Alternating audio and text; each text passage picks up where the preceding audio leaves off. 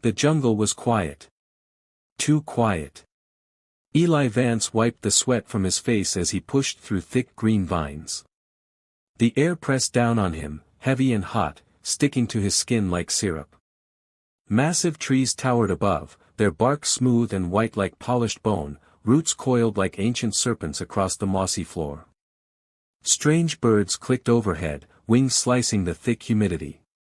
Everything smelled like wet leaves, decay, and something metallic underneath, a scent he had come to associate with forgotten machines buried under years of rot. He moved slowly, methodically. This place was dangerous, even without predators. Nature had reclaimed the planet Juno 3 after the war ended. The colonists had left in panic, leaving equipment, settlements, and sometimes people behind. Scavengers like him came for the ruins, for the forgotten tech, the valuable scraps. Eli had been walking for hours. His boots squelched in patches of moss, thorns tugged at his sleeves, and his satchel thumped gently at his side with every step. He checked his wrist scanner again. No life signs nearby. Just insects. Maybe a bird. Maybe a crawler or two. But then he heard it. A sound that didn't belong. Soft. High-pitched. Broken. A cry. Eli froze. His breath caught in his throat. It came again, faint but clear. Not a machine. Not a beast. Something young. Something, scared. He turned slowly, triangulating the sound. It was coming from the left, through a thick curtain of vines. He pushed through carefully, ignoring the sting of leaves against his neck. His heart thudded louder. The jungle opened into a small clearing bathed in dappled blue light from the glowing leaves above. A single tree, massive and ancient, stood in the center. Its roots formed a natural cradle around a small shape. A child. She sat with her arms wrapped tightly around her knees. Her skin was soft lavender, bruised and scratched, and her long silver hair fell in tangled curtains across her face. She wore torn clothes that looked like they had once been white. Her feet were bare and filthy, and her eyes, large, glowing faintly with a pinkish-blue hue, were filled with tears.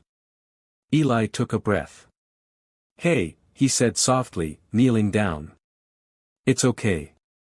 I'm not going to hurt you." She jerked back, pressing herself tighter against the tree. Her lips moved, but the sounds she made weren't in any language he knew. Melodic. Breathy. Scared. Eli raised both hands. "Easy. I'm a friend. See? No weapons pointed at you."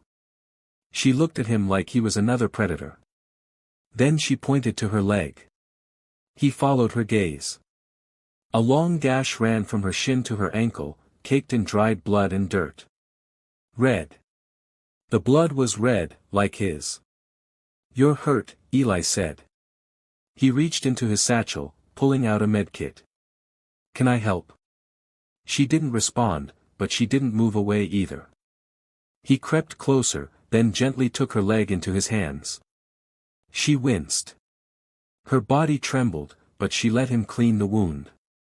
He sprayed antiseptic, wiped away dirt, then wrapped it in soft bandages. "There. Better." She looked at him, confused. Cautious. Eli offered her his water flask. "Thirsty?" She snatched it and drank like she hadn't had water in days. Eli let her drink as much as she wanted. Then he sat down next to her, far enough to give her space but close enough to keep her in sight. "I'm Eli," he said, tapping his chest. "Eli." She hesitated. Then tapped her own chest. "Tari." "Tari," he echoed, smiling. "Pretty name." Her mouth twitched. A hint of curiosity flickered in her eyes. Then Eli's wrist scanner buzzed. Beep. Beep. Beep. He checked it. Movement. Metallic. Not close, but not far either. "Drones," he muttered. He looked at Tari. She was frozen, staring at the scanner. She understood. They're looking for you, aren't they? She nodded. Fast. Her eyes filled with fear again. Eli stood. We can't stay here. Come on. I'll carry you. He lifted her gently into his arms. She clung to his shirt, trembling. They moved. Through thick underbrush, over gnarled roots, under drooping ferns. Eli moved fast but quiet, keeping to the shadows. Behind them, the buzz of drones grew louder. Search patterns. He knew the type. They were scanning for organics. Not for rescue. For retrieval. And they didn't care who got hurt along the way. Eli found a narrow path leading behind a waterfall. Inside, a cave, shallow, but dry and hidden. Perfect. He set Tari down and crouched near the mouth, peeking out. Buzzing faded. For now. When he turned back, Tari was sitting on the ground, holding something close to her chest. What's that? She held it up. A pendant.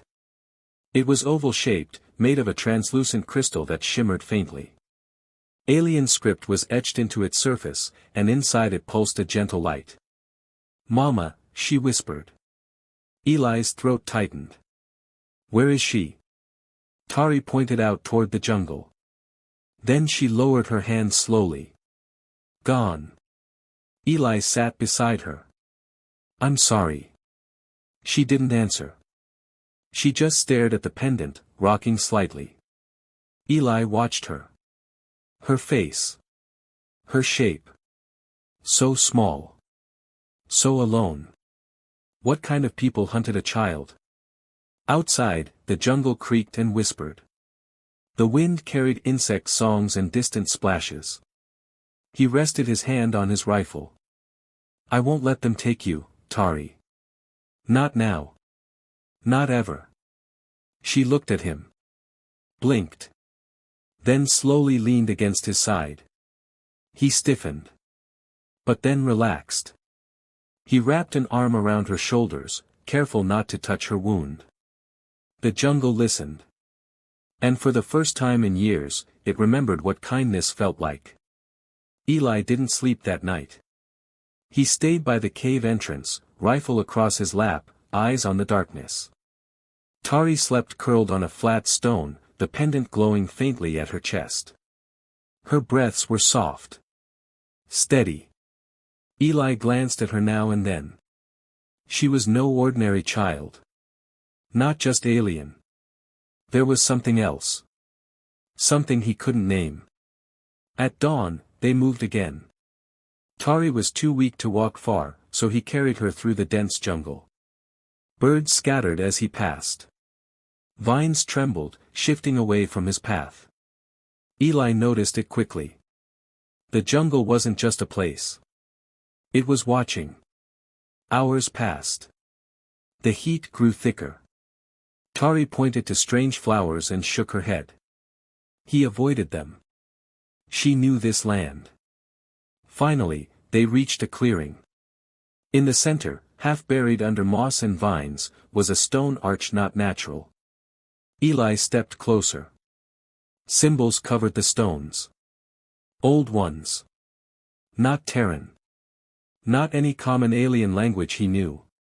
Tari walked to it, hand trembling, and touched the arch. Her pendant glowed brighter.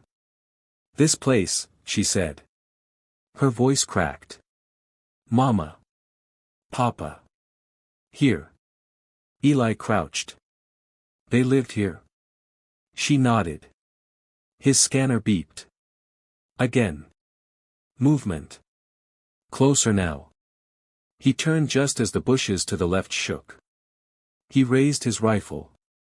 Something stepped out. Not human. Not machine. A creature. Tall as a horse, fur black-green, 4 legs, eyes glowing red. Its mouth dripped long strands of saliva, and its growl rumbled like thunder. Eli fired once. Bang. The beast roared, charging. He rolled to the side, firing again. Twice more. The beast collapsed, gasping. Steam rose from its wounds. "You okay?" he asked, turning to Tari. She stood frozen. "Cora beast," she whispered. Eli checked the body. "It was tracking you. Not hunting. Scent trained. Like a bloodhound." He stood. Grabbed Tari's hand. "We need to move. Now." And they ran. Together. Into the deeper green. The deeper jungle had no mercy. Its shadows were thicker. The air was heavier. The light that filtered through the canopy turned from green to an eerie bluish-gray. Roots rose like walls, and vines hummed like traps. Everywhere Eli stepped, the ground shifted slightly underfoot, soft and wet, as though the earth itself were breathing. Tari clung to his back now, arms wrapped tightly around his shoulders. Her wound slowed them, but she didn't complain. She hadn't said a word since the beast attack. Her breathing was shallow. Too quiet. Eli moved carefully, pausing every few minutes to listen. The hum of drones had stopped, but something else stirred out there. Something patient. The forest had changed. And not just the scenery. The air itself carried a pulse. A rhythm. As if something ancient had awakened and was watching every step they took. Eli stopped by a fallen log overgrown with moss and bent low. He reached into a pouch and pulled out a protein bar, snapping it in half and offering one piece over his shoulder. "Eat," he said gently. Tari took it. Nibbled. She didn't let go of him. "You doing okay back there?" Her small head nodded against his neck. He resumed walking. After an hour, they reached a ridge. Below stretched a basin filled with strange stone formations, spires like crooked fingers clawing at the mist. It looked like a graveyard of towers. Eli exhaled. "We'll rest down there. It'll hide us." The descent was steep. He half slid, half climbed, using roots for balance. Once they reached the basin floor, he found a shallow alcove in the base of one of the stone towers. He set Tari down gently. She winced but didn't cry. Eli sat across from her, wiping sweat from his brow. This place looked familiar. She looked around, eyes scanning the stones. Her pendant pulsed faintly. She nodded. "My people passed through. Long ago. Before the sky fire." Eli tilted his head. "Sky fire? You mean the war? Orbital strikes?" Tari didn't respond. Instead, she reached toward the wall of the alcove and pressed her hand against it. Faint blue light spread out under her fingers. Eli stiffened. "What did you just?" Suddenly, the stone wall shimmered. Lines formed. Symbols danced across the surface.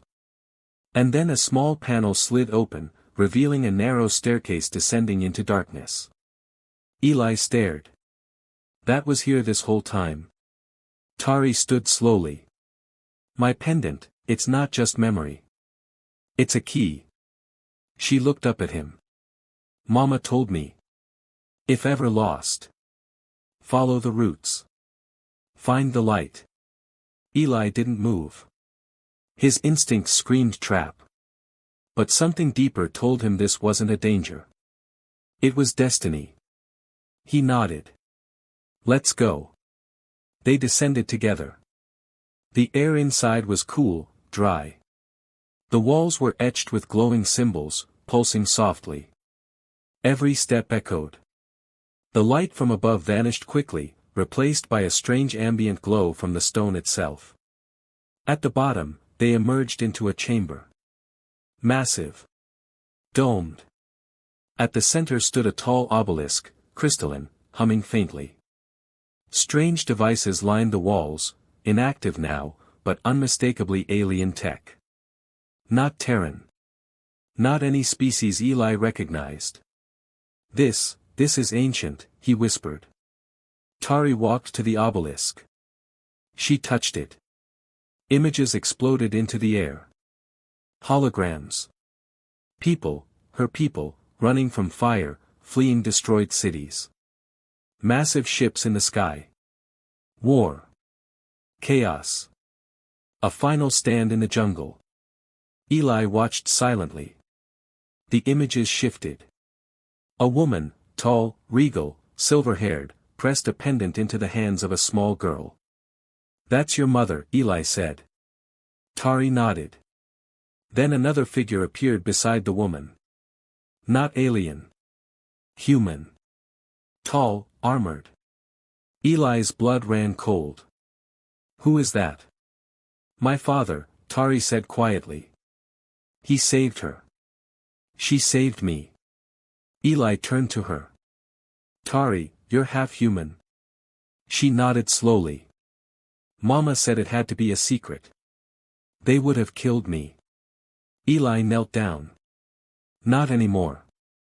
Not while I'm breathing." She smiled faintly. "Then we protect this place. Together." Suddenly, his wrist scanner buzzed. Not a drone. Organic.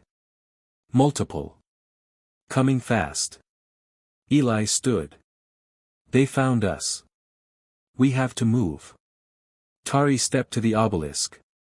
She whispered something, and the crystal dimmed. The staircase behind them vanished, replaced by smooth stone. Eli blinked. "What did you do?" "Sealed the way. For now." But even the chamber began to tremble. And far above, the jungle itself stirred again. The tremble underfoot wasn't a small quake. It had a rhythm. Like the heartbeat of something sleeping for centuries and now slowly waking up. Eli moved to Tari's side and put a hand on her shoulder. Her eyes were wide, reflecting the obelisk's fading light. "What now?" he whispered. Tari tilted her head, listening. "They're near. But the vault will protect." Eli wanted to believe her. But he also checked his rifle, swapped the power cell, and looked toward the smooth stone that had once been a stairwell. "Does it open again?"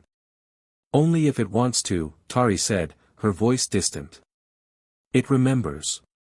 Eli looked around the vast chamber. The machines along the walls began humming softly. Faint blue lines pulsed along conduits embedded in the floor. The obelisk, now dormant, flickered once like a dying star and then went dark. "We're sealed in," Eli muttered. "Not sealed," Tari said softly. "Chosen." He looked at her. She was different down here. Calmer. More focused. The fear in her shoulders had turned to something else. Purpose. Eli stepped toward one of the machines. Its interface glowed to life as he approached. "Motion activated," he muttered. "Maybe proximity recognition." "Memory echoed," Tari said. "Your touch echoes the ones who built it." "Not the same. But close enough." "Your people." "My mother's people," she said. "But this place, it belonged to more than them. It belonged to everyone who remembered." Eli frowned. "Remembered what?" Tari walked to the edge of the chamber. Her pendant glowed, and a panel beside her slid open, revealing a dark hallway. Eli raised his weapon automatically. "Wait. What is that?" "The heart," Tari said. "This is only the edge. The vault keeps its core hidden. Deep. Like roots." They moved together through the corridor. Soft lights flared ahead of them, illuminating strange murals carved into the walls. The images depicted worlds burning, children crying, ships fleeing. But in the center of every panel was a glowing tree, tall, radiant, its roots digging into stars, its branches reaching into the dark. "The living memory," Tari whispered. Eli ran his fingers across the mural. "You said this place remembers?" "Yes. It sees you. It knows you. If you touch its core, it learns you." learns me. Your truths. Your grief. Your kindness. Eli paused. That's a lot of trust to put in a wall. Not a wall, she said. A living vault. They reached the end of the corridor. Another chamber opened, smaller than the first, but more intimate. In the center hovered a sphere of crystal, spinning slowly. Strands of light moved like nerves beneath its surface. Tari approached it first. The pendant rose from her chest, levitated, and hovered beside the sphere. Eli stepped beside her. What is it? The key. It responds to truth. What does it want from us? Memory.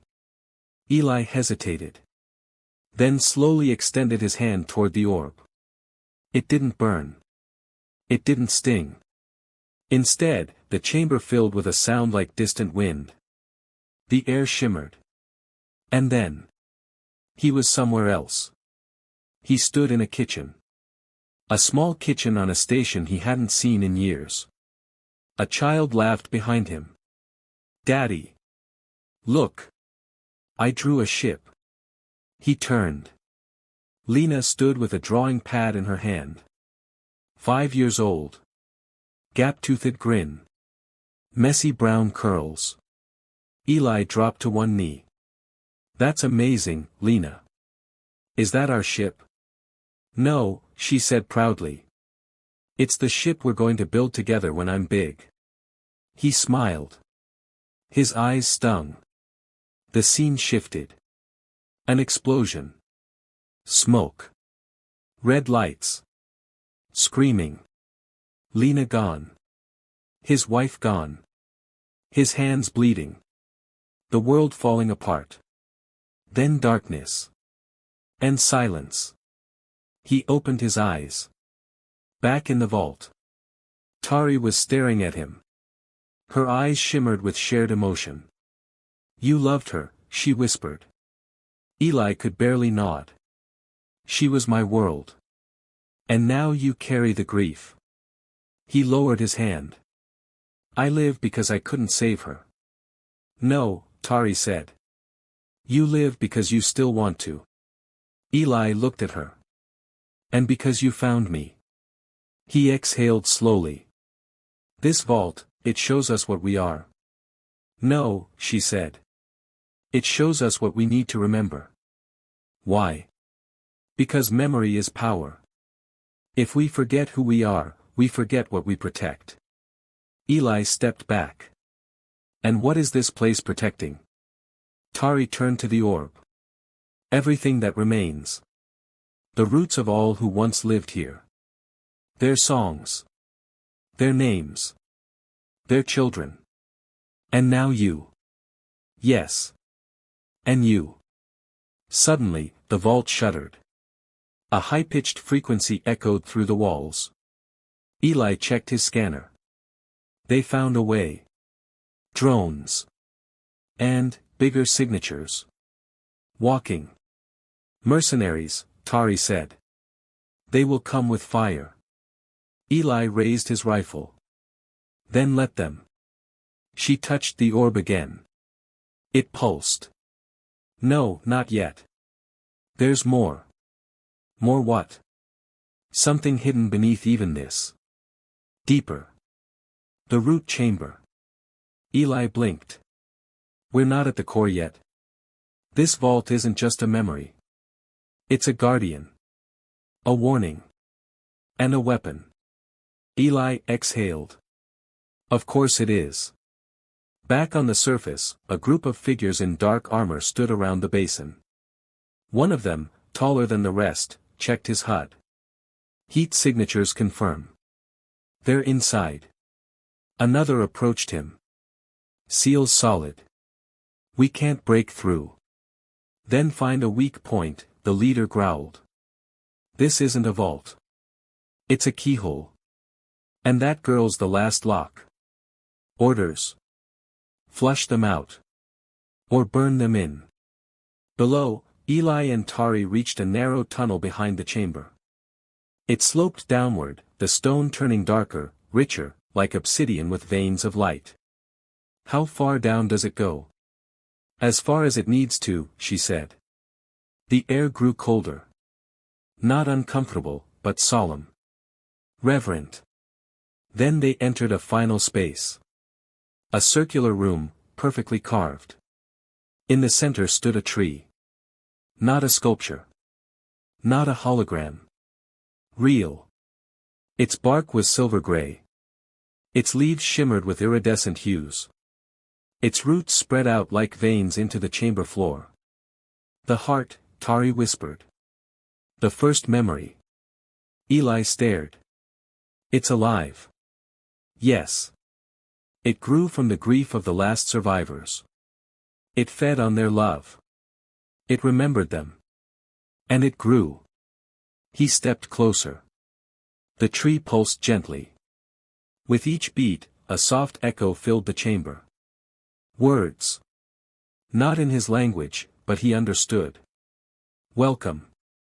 Eli placed his hand on the bark. And it remembered him. All of him. And it offered something in return. Strength. Belonging. Home. He turned to Tari. This is worth protecting. She nodded. Even if it means we never leave. I'm okay with that. But the tree trembled again. And then he saw it. Another path opened behind it. The tree was offering them an escape. It wants us to survive, Eli said. Or it wants us to take its memory somewhere new. Tari walked up to him and took his hand. Then let's carry it. Together. And the vault whispered. Remember me. Above the jungle, the sky split open. It began with a low hum, not from the forest, but from beyond the clouds. Then came the thunder, artificial and sharp. A sleek black shape descended like a blade from heaven. A Terran Dominion drop cruiser, designation, TDS Harrow. It hovered over the basin, thrusters glowing, burning the leaves below with directed heat. The jungle howled. From its belly dropped a pod. Then 2 more. Then 10. Soldier units in black carapace armor hit the ground, rifles drawn, visors lit in blood-red slits. They moved like a machine with many parts. No words. No hesitation. Each knew their role. Each had a target. At their center strode a tall woman with short gray hair, scarred down her jaw, her nameplate reading, Director Castle. Confirm target's presence, she ordered. Thermal readings show movement below, a soldier replied. Sensors disrupted near core depth. Some kind of pulse interference. Castle narrowed her eyes. That vault isn't just storage. It's reacting. Orders. Breach and secure. We want the hybrid alive. The male is expendable. She looked to the burning trees with a scowl.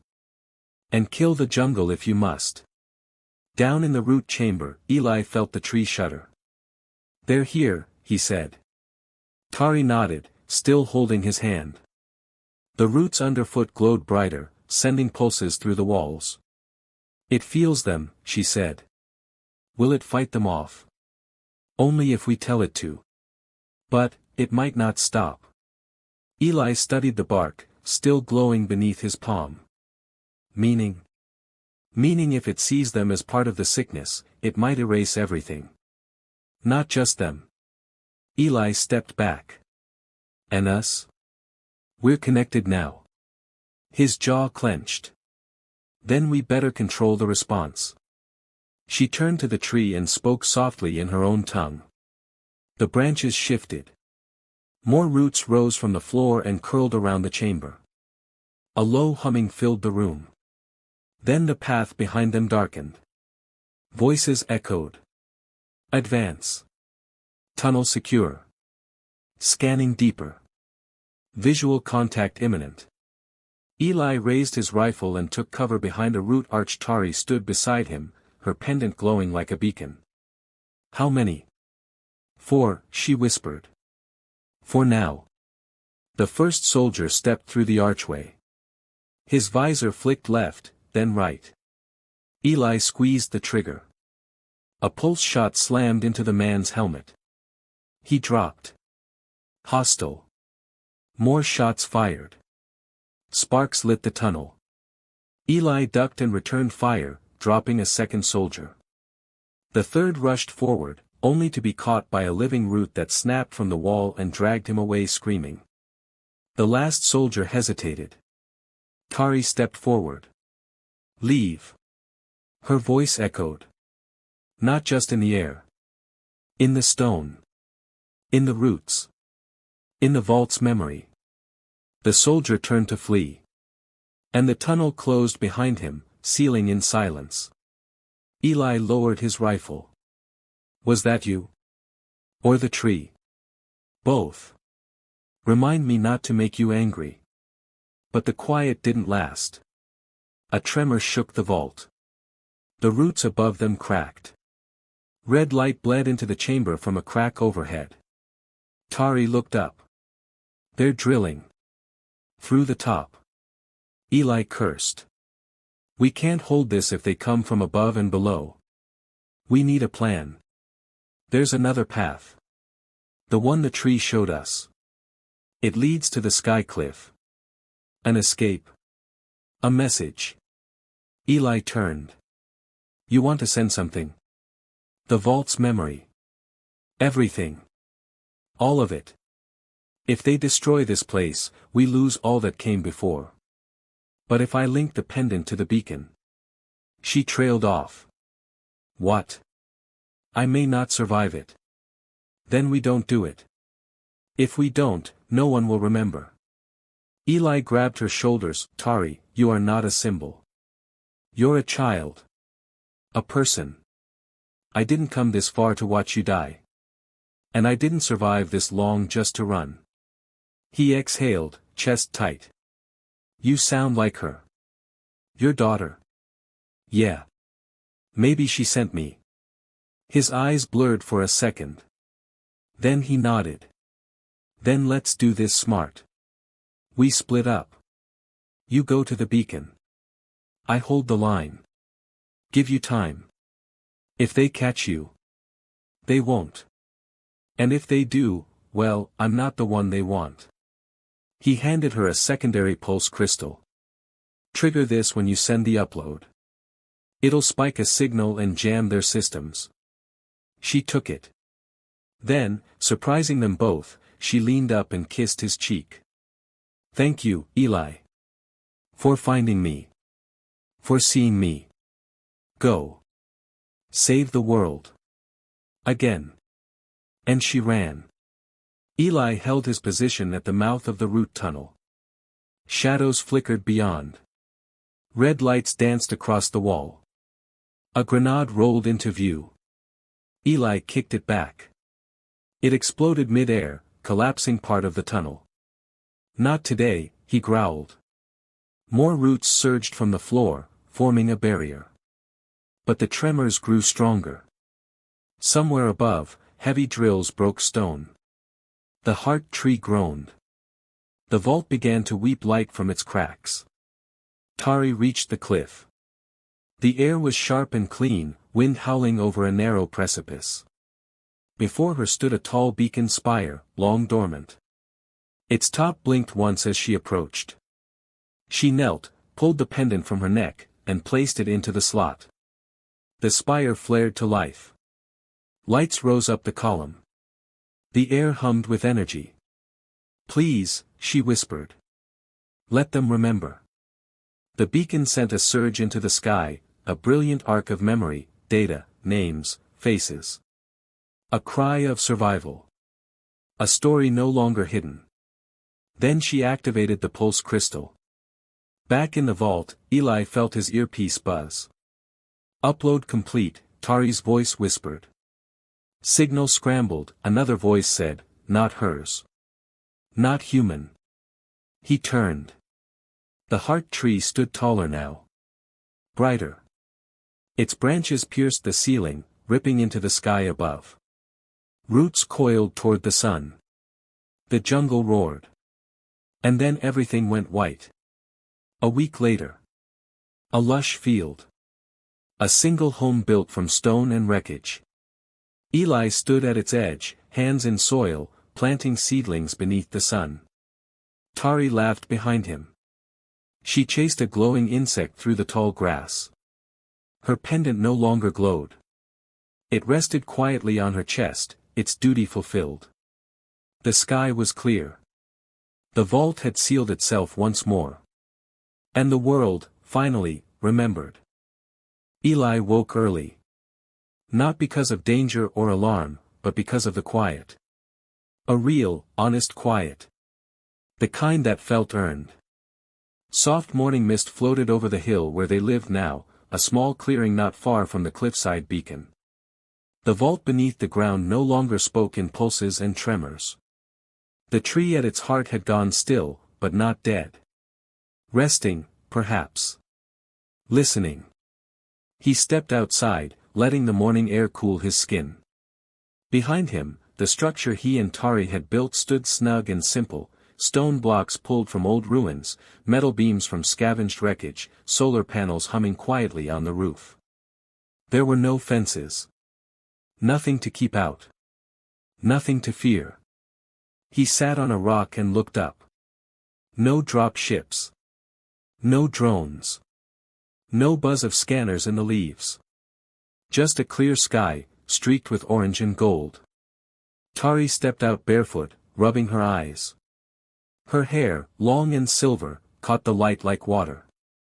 She wore an oversized shirt Eli had sewn from salvaged fabric. Her pendant hung loose around her neck, still but whole. "It feels calm," she said softly, sitting beside him. "Yeah," Eli replied. "You did that. We did that." They sat for a long while in silence. Not the heavy silence of danger. Not the grim silence of hiding. Peace. "Do you think they believed it?" she asked.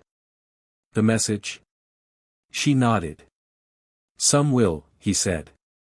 "Some won't. But it's out there now. In their systems. In their records. You lit up the sky." Tari smiled faintly. "I saw it. After the flash. The stars blinked. Like they were answering." Eli chuckled. "Maybe they were." She looked out over the horizon. "What happens now?" Eli scratched his beard, looking at the small rows of crops they'd planted. "Now. We live." Months passed. The seasons shifted. The jungle grew thicker around them, but never encroached. The vines turned with the sun. The trees bent their branches away from the home. Even the wild creatures came and went peacefully, as if recognizing who these two were. Tari built a garden. She read every text file stored in the memory crystal Eli had salvaged from his ship. She asked about constellations. She drew the ship her parents once dreamed of escaping in. She started to laugh again. Really laugh. Eli fixed things. Not just tech, but pieces of himself. The old injuries, the quiet ghosts. He found himself talking to Lena at night, not in grief anymore, but in reflection. Sometimes he imagined her voice answering. He told Tari stories. She listened with wide eyes. Sometimes she added her own. "Once," she said, "my mother believed the vault wasn't just a shelter. She thought it was a seed. Something waiting to grow somewhere else." Eli tilted his head. "You think it did?" "I think, maybe I'm that seed." One afternoon, a signal reached them. Weak. Scattered. Bouncing off old satellites. Eli tracked it. Refined it. And finally pulled a visual. An old woman with cybernetic eyes, speaking from what looked like a command bridge. "This is High Archivist Delra of the Union Alliance Exploratory Fleet. We received a memory pulse approximately 7 cycles ago.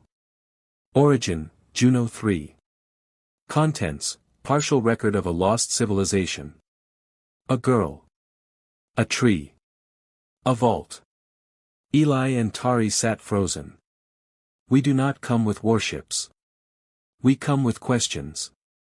If any being survives on Juno 3, we would hear your story.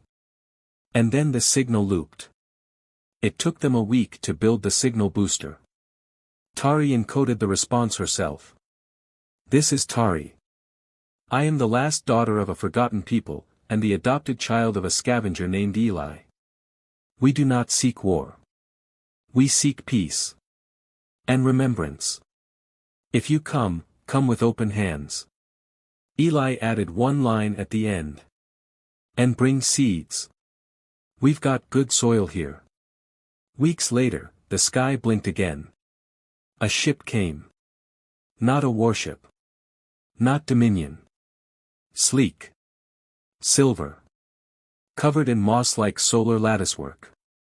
It landed in a nearby clearing. 3 figures stepped out. They were not human. Not like Tari. But not strangers either. One of them bowed low. We followed the light.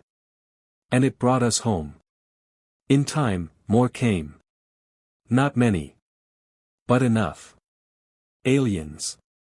Humans. Hybrids. Researchers. Seekers. Children of survivors who had only read legends. Tari walked with them into the vault. It opened. Not in warning. But in welcome. The tree had grown again. Larger. Its roots stretched further, touching every chamber, every corridor. And it remembered each of them. Eli watched as one child reached out and touched its bark. It said hello, the child whispered. Yeah, Eli said, smiling. It does that. Years later. A village. Built in harmony with the jungle. No walls. No weapons. Just gardens. Spires of memory. Classrooms carved from roots. Wind harps that played the old songs. Eli sat on a carved bench under the heart tree. His hair now white. His body slower. His mind still sharp. Tari stood beside him. Taller now.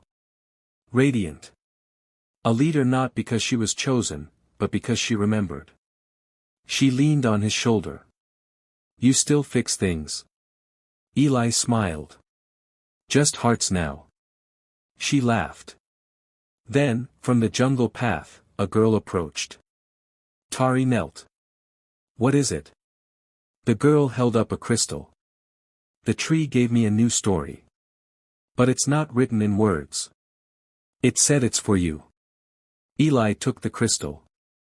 Inserted it into the bench. A hologram bloomed. It showed a kitchen. A girl. A man. Lena, Eli whispered. Tari squeezed his hand. It remembered for you. And Eli, eyes wet, whispered back. Thank you. Final image. The tree stands tall. Its roots in the earth. Its branches in the sky. And from one of those branches, hangs a small, glowing pendant. A seed of memory. And the world, once forgotten, blooms again.